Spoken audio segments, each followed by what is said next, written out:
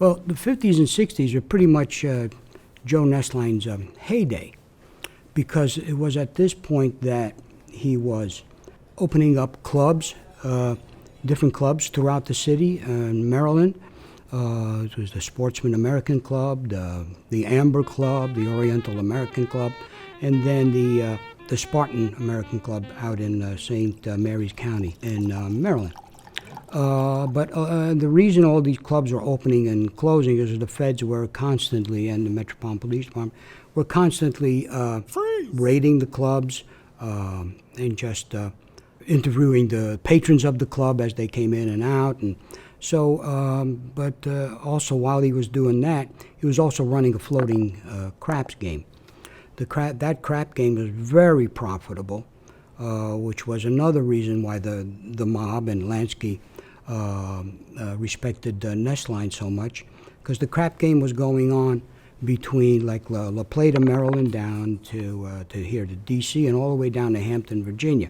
So it was just constantly moving, and he had a lot of partners in that club too, in that floating craps game, and partners in the clubs. But so he was not only opening and closing these clubs and running the crap game, but he was also traveling because he was being prosecuted. He did have court dates to come and defend himself in all these trials in the 60s. But he was also traveling around the world. He was in Cuba. He was in the Caribbean and the Bahamas. He was in London. He was in the Middle East. He had a lot of irons in the fire. So the final club he had in St. Mary's County was called the Spartan Club, but it became known as George Raft's Rendezvous.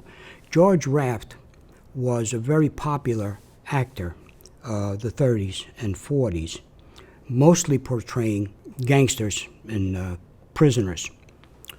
George Raft, to give you a little background on him, he grew up in Hell's Kitchen, New York City, and growing up, he grew up with Bugsy Siegel. He was part of Oni Madden's Gopher Gang, but only as a driver. So he knew all these people. He knew Luciano. He knew Lansky. You name it, he knew them. Only because he grew up in it, and that it helped him early on in his acting career, but it caught up to him later on in life. But anyway, so Nesline's club was called George Raft's Rendezvous. George Raft was actually a host of that club out in Maryland, St. Mary's County. And the sheriff was actually there on opening day, and he told them, because if we get any complaints, I'm going to have to shut you down. So the club was open for a while. Nesline was also at the club at the grand opening. He was handing out Arpège perfume at the time. Arpège is probably out of business now. To the ladies who showed up, and he wanted a real fancy first-class casino with a restaurant that he wanted to model after his good friend Duke Siebert. Duke Siebert was a very famous restaurateur in D.C. and a gambler himself.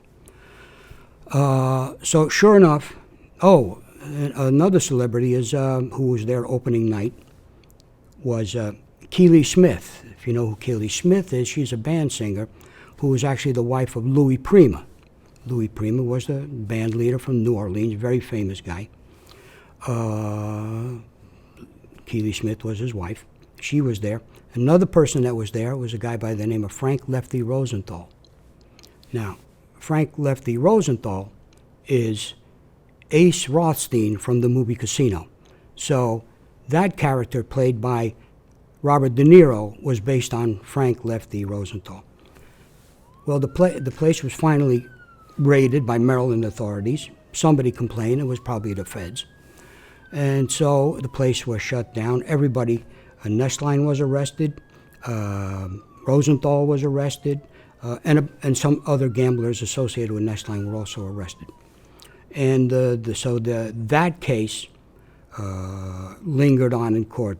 Duke Siebert and George Raft were called in as grand jury witnesses. They were not charged. So while that case was pending in court, because he was coming back and forth. He had, like I said, he had other irons in the fire, namely in Cuba, London, so he was a busy guy. But these are the characters that were involved with Nesline in that time period and for that club.